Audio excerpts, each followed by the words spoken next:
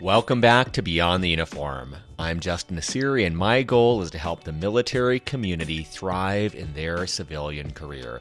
Today is episode number 362, Hope Unseen, Part 2, with Tiffany Smiley. And so when they brought me in the room, since I had power of attorney, I remember feeling really intimidated, but then at the same time, I remember, like I said, I had a boundary, and it was like I had already made up my mind, like I'm going here. Like I'm rising above this and no one will stop me. And so when they said, sign the medical retirement paperwork to retire Scotty, I said no. And I'll never forget it. The doctor, shoved it a little closer and he said, Mrs. Smiley, let me remind you, your husband has no eyes. There has never been someone blind to continue service. Like, they were kind of like, why wouldn't you sign it? And I said, no, I'm not signing it. And I don't think they'd ever heard that before. 2 weeks ago, I interviewed Scotty Smiley for episode 359.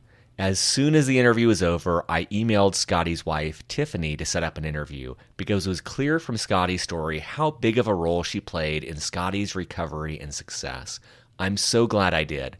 Tiffany is an incredible woman, and this interview is such a powerful reminder of how military spouses are often the unsung heroes in our country.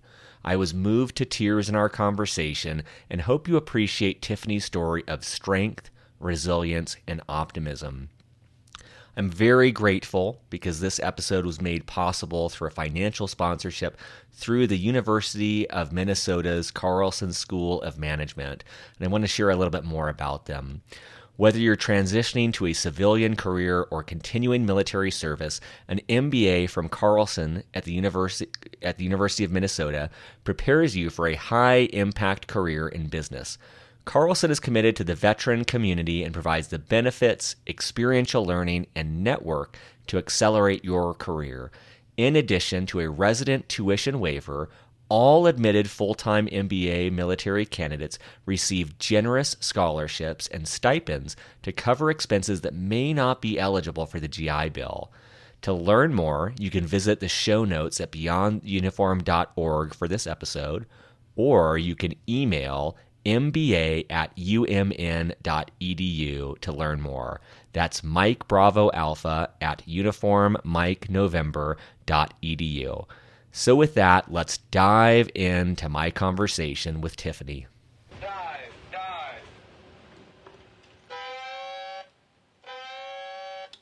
Well, joining me today in Pasco, Washington, my guest is Tiffany Smiley. Tiffany, welcome to Beyond the Uniform. Thank you. I'm honored to be here. Thanks for having me. So I want to embarrassedly give listeners a little bit of context for this.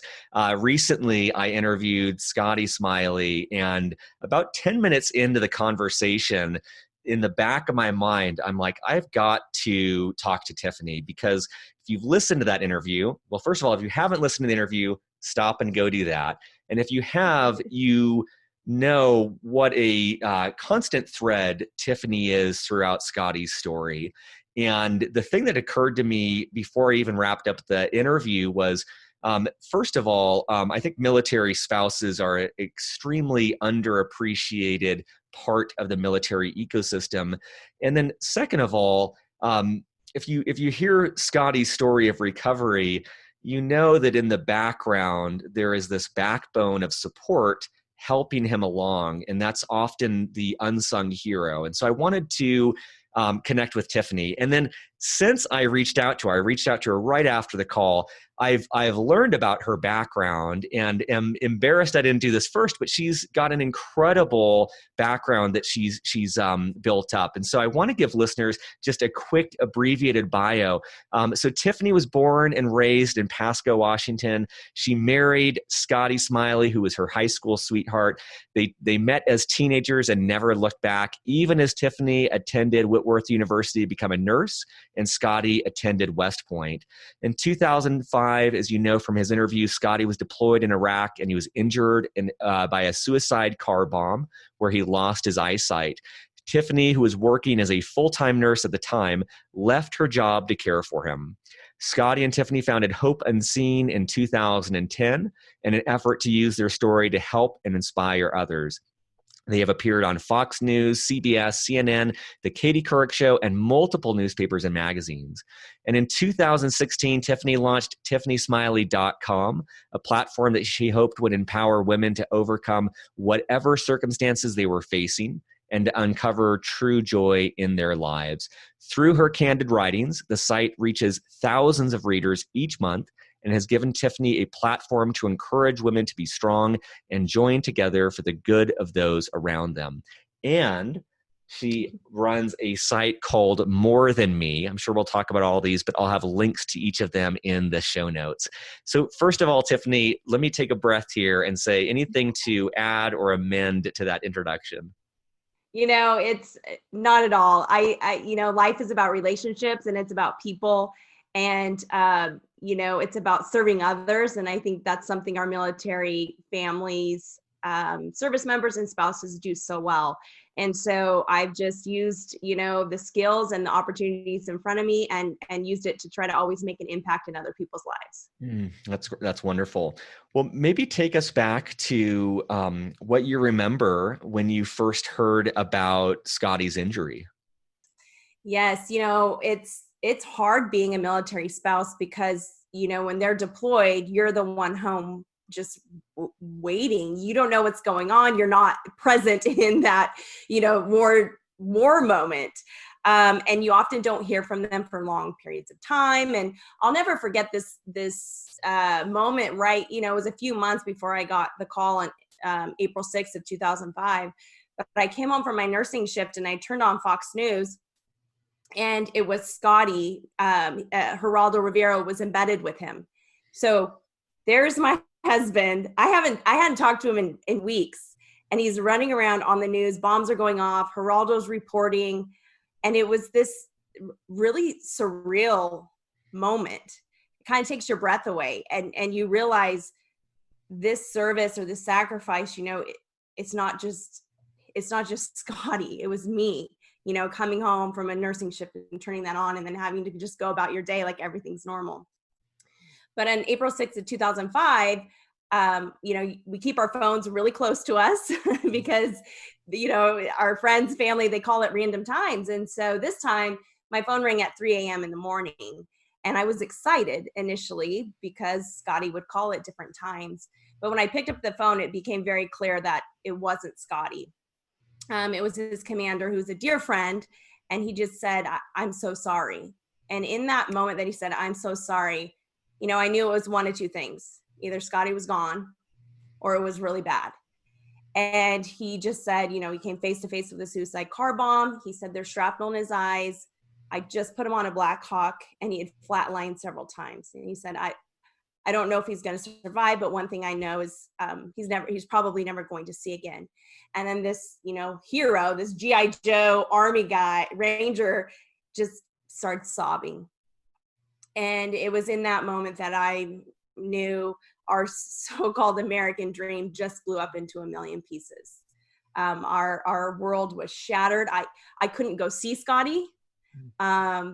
There's nothing you could do. So I sat for about 4 days, just trying to determine, do I need to go out to Germany? They're trying to stabilize him. If he was going to pass away, I would have to fly out there. So for 4 days, I couldn't see Scotty, talk to him, engage with him at all. And at this point, do you have children? Or at this point in the story? We had only been married about 1.5 years when that happened. And so no kids. I was just working as a nurse, emergency department nurse, and I would work double shifts. I just work all the time. It's like, it was better to be distracted and work and take care of people like I knew how to do than, have to worry and fret. And so, as military spouses, you really hold that guard of being strong. And because if I wasn't okay, Scotty couldn't have gone on and done his job. But in that moment, it all blew up into a million pieces, and had no idea how we were going to put them back together.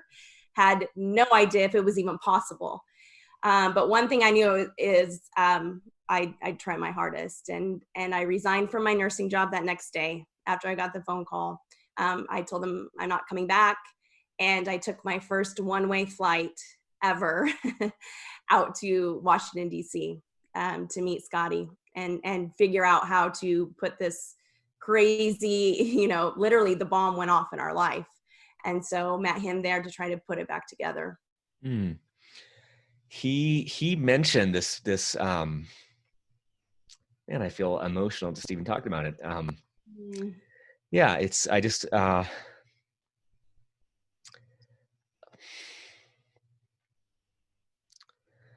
the level of uncertainty and just the whiplash that I just feel like in 350 of these interviews we talk about the fear and challenge that people in Scotty's position must feel, and that's not meant to by any means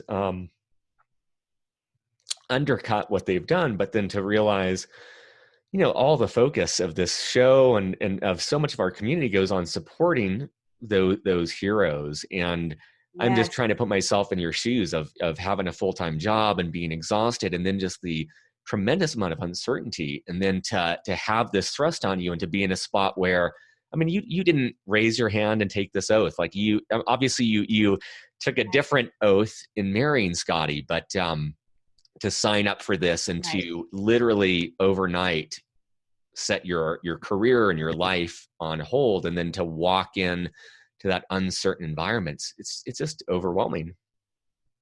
Yeah, absolutely. And it's a moment. I always tell people, though, those moments are really seared in my heart and my mind, and I've actually had to do a lot of work to get over the trauma of it, and it's something a lot of people don't really talk about. But I know the colors, I know the sights, I know the smells. And I remember walking into his room, and like you're talking about that overwhelming feeling, and it hit me like, you just resigned from your job, Tiffany. And I see him broke, totally blind, paralyzed on the right side of his body.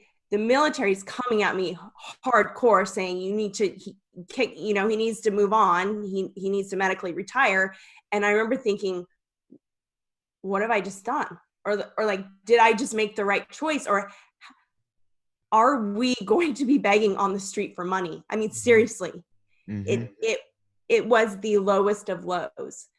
But then it was also this moment where I had to go, okay, you have a choice. And, it really speaks to the power of championing others, and it speaks to the power of what you think is possible. So I immediately thought, okay, there's got to be opportunity. There's got to be, like, this can't be the end all be all. This can't, this hopeless situation, this destruction. And, people were constantly every day coming in and telling us how horrible it was. And I mean, I knew it, but at the same time I thought, okay, I'm going to be the one person who says this can be something else. That was that was the moment of the interview that just kind of floored me, is the way I remember him saying it was that he was in the hospital and, obviously in a very low point. And what I remember him saying was that you said, Scotty, you're going to write a book, you're going to give a speech, you're going to do, and it was chilling because knowing his bio, like he went on to do all those things. Like, where did that come from? It really came from this space of, we're at rock bottom and we have nothing to lose. Everything was lost, right? All was lost. But I also believe that all isn't lost. And it's often in those moments that it's a transforming trajectory to our future. And it was just a choice. And so I knew, like, we were, Scotty was 24. Scotty was 25. I was 24 years old. I had just turned 24 years old. And so we had our whole life ahead of us, and everyone's telling us like our future's not bright. And I'm thinking, hey, wait a minute, So I said, I'm going to be the person who never tells Scotty he can't do something. And so I would just walk in every day and I would say, you're going to be a speaker, you're going to be a teacher, you're going to write a book. And people thought I was crazy. Scotty even thought I was crazy. I remember one time he said, I can't even get up to go to the bathroom. Like, what are you talking about? Like, get out of here. I don't even know what you're talking about. But the next day I would come in and I would say it again. I believed in my vision of a better future, of opportunity, more than I believed in anyone else's doubt. Because when all is stripped from you, I mean, you can choose that path. I mean, you can. And I think we've all had our moments where we've wallowed in that hopelessness, and believe me, I have as well. But then there was also the other side of it, is like, well, you have a choice to do the opposite. And I was totally sold out to that goal, to making this hopeless situation so much more than what everyone was saying. You talk about on your website how, and understandably, it's almost like you know, in this part of the story, you're the hero rushing in. Like, you're the one that, I was going to say vision, but literally you are having the vision for your future. You are having to, so, you know, you're fulfilling what most of us say when we get married. Like, you're showing up at someone's worst point. One thing I was curious about is, so you talked about that later you had to process that trauma. Like, you didn't have the room there. And I'm just curious for, two things. One is just learning your experience, like in Walter Reed, like, how did you, if you did, like, how did you take care of yourself in that horrific circumstance? And the flip side of that is kind of advice for listeners who unfortunately could be in that same position, whether it's a friend or a spouse or a brother or sister in arms, where they're having to show up for someone at a low point, of like how to both show up, but to also be able to take care of yourself so you don't get completely annihilated. Yeah. I mean, in all honesty, I had to learn that the hard way. But you know, at the same time, I think it's, I don't know. That's a hard question, because I'd never been in that situation before. And I think that's a lot of us, right? We're often rushed into these traumatic moments, or these really catastrophic things happen in our life, or transitions. You know, there's been so many things that have come up since in Scotty and I's life that it's like, we all experience these things. And so it's hard to know when you're navigating uncharted territory. But the only thing I can say is, like, you never give up, and you just keep picking yourself back up off the ground is really what it is. So did I take care of myself well? Absolutely not. But did I pick myself back up every single time and try to be better? Yes. And that's, I think, where it's at. And knowing that you are going to fall down, it is going to be hard. And I remember this one moment. I was, being a nurse, I looked around, and I saw these service members so broken, and it was a really hard time to be at Walter Reed. And I wanted to help them how I was helping Scotty. I thought, gosh, there's another way to do this. There's another way to think about all of this. And I remember just crumpling up on the floor, and it was the yellow walls in Walter Reed. And I just started sobbing. And I made a promise to myself that someday, when you can, you'll come back and you'll make it better. But right now, you can't do it. It's not in your capacity. And one of the biggest things I learned along my journey is that it is so essential to take care of yourself, because as you do it, so like I said, I have fallen on my face several times, but then I always get back up and I want to be better.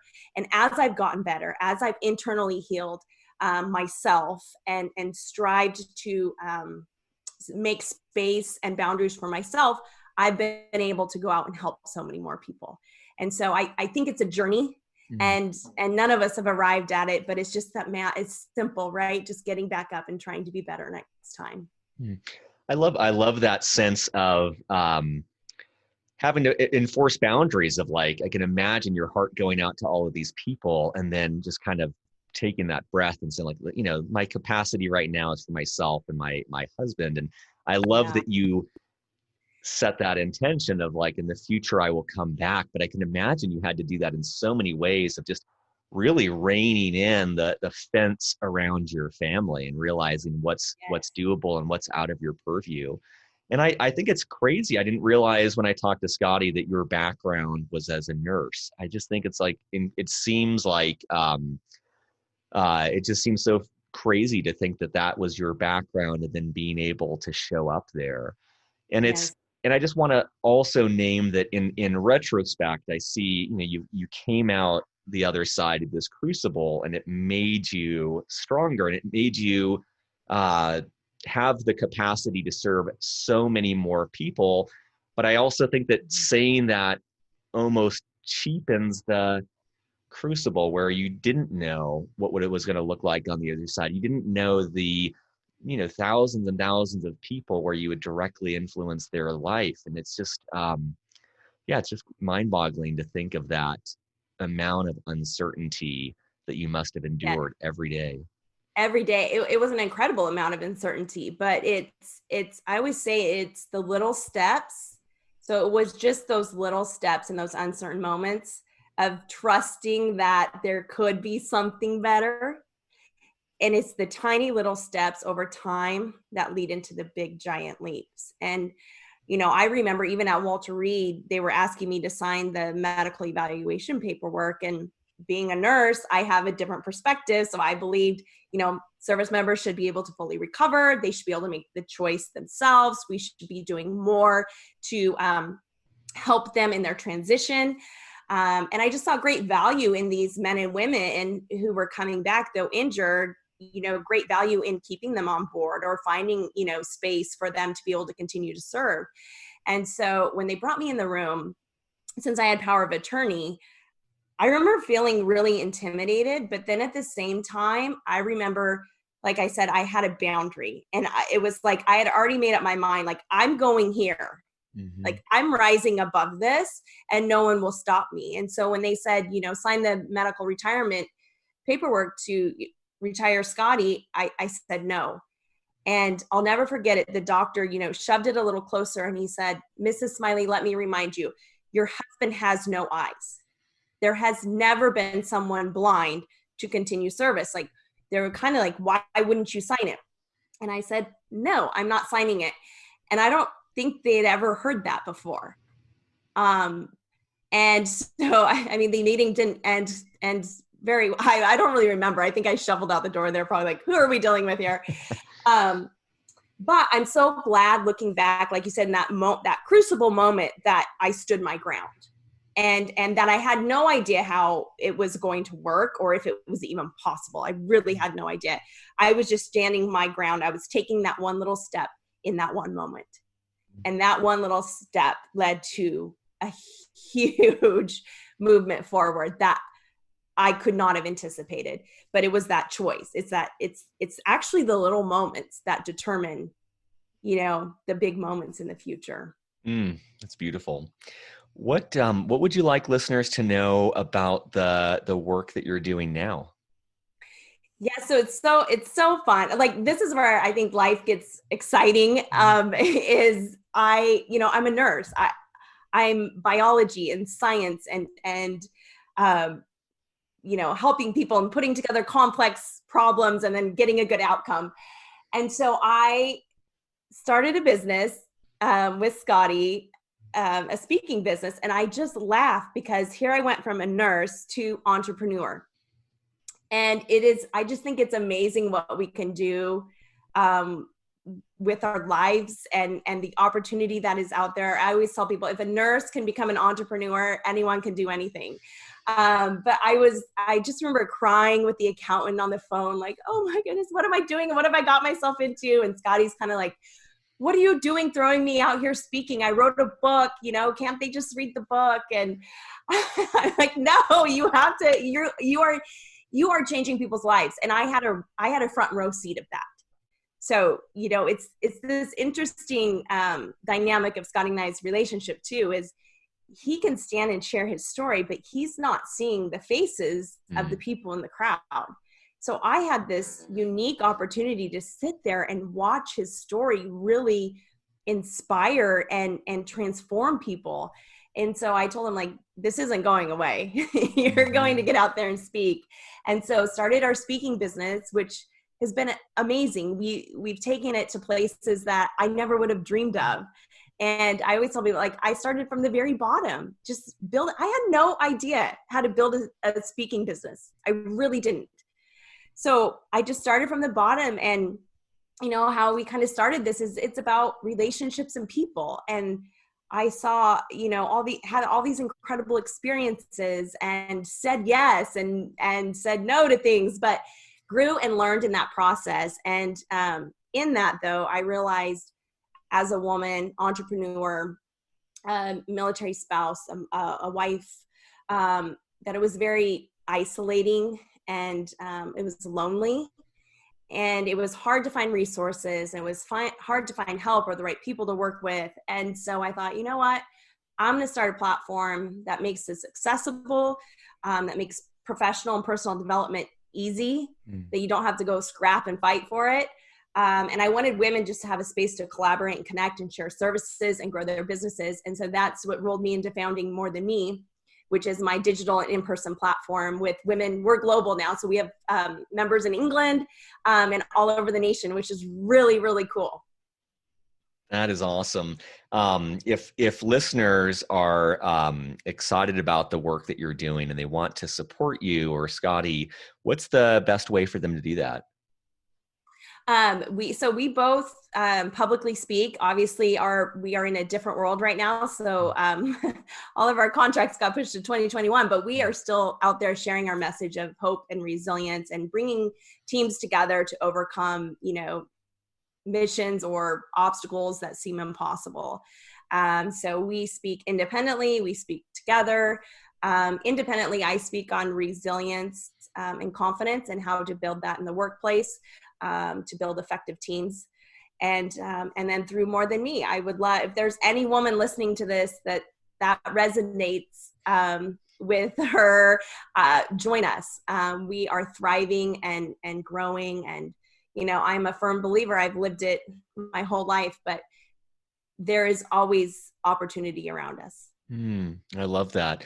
For listeners at beyondtheuniform.org, in the show notes, I'll have links to all of these, but would really, I think it's easy when you hear stories like this to just kind of nod your head. But, if what Tiffany is saying resonates with you, don't wait, take action, add your name to her mailing list or subscribe to her podcast, like take some step, because these things can slip by so easily. And, regardless of your life path, we all face setbacks. We all face isolation. And this message that you have around hope and resilience and tenacity, I think that's something we all need more of. And I love that you've built a community, because, that is, I'm imagining, such a vital piece of this, is having people around you to support you and to buoy you when you're going through these downtimes, and also people that you can share your advice with and pay things forward. So I think it's really,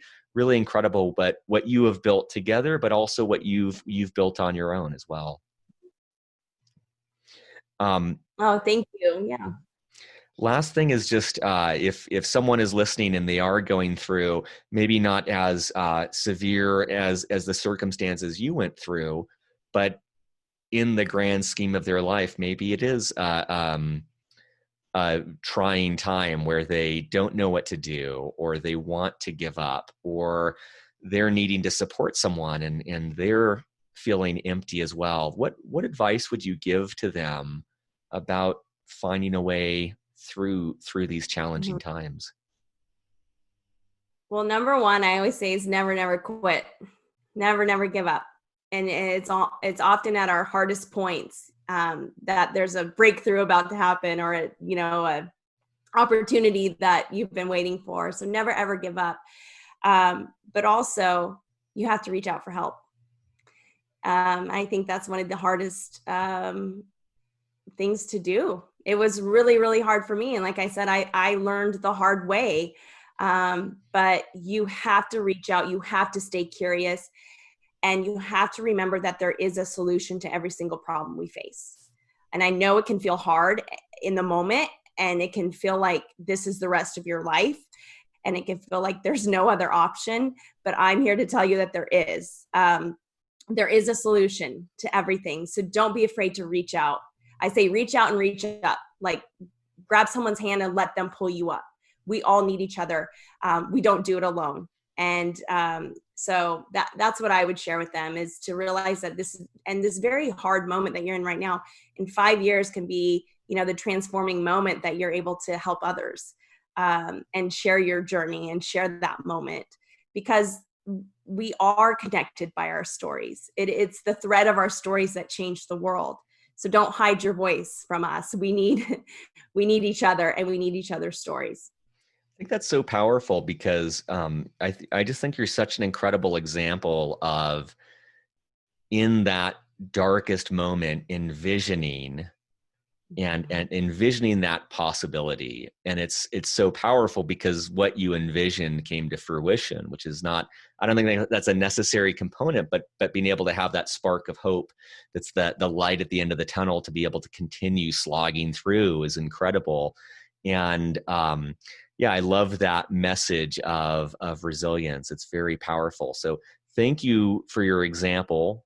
Thank you. Oh, the other piece is, I love that sense too, of that whoever's going through that difficult time, knowing that their voice will make an impact, knowing that their story will help someone else. And you're, again, an example of that, where your story has helped so many people and continues to. And so thank you for the way that you show up in the world, and thank you for the work that you're doing. Thank you for the support you were to Scotty and continue to be, and the example you are to so many. Surface.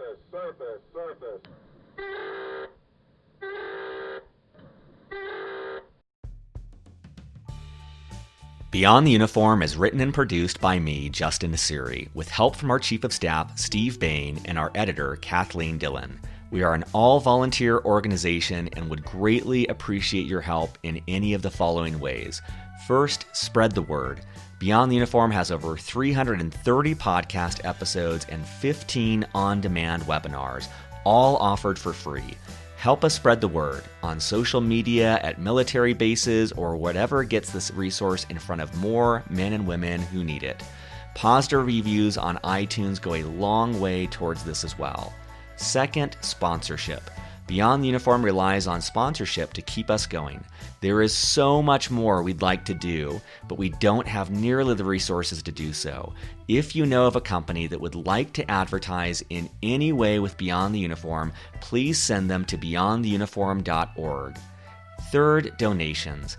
If you're in a financial position to donate, you can find more information on the support section of beyondtheuniform.org.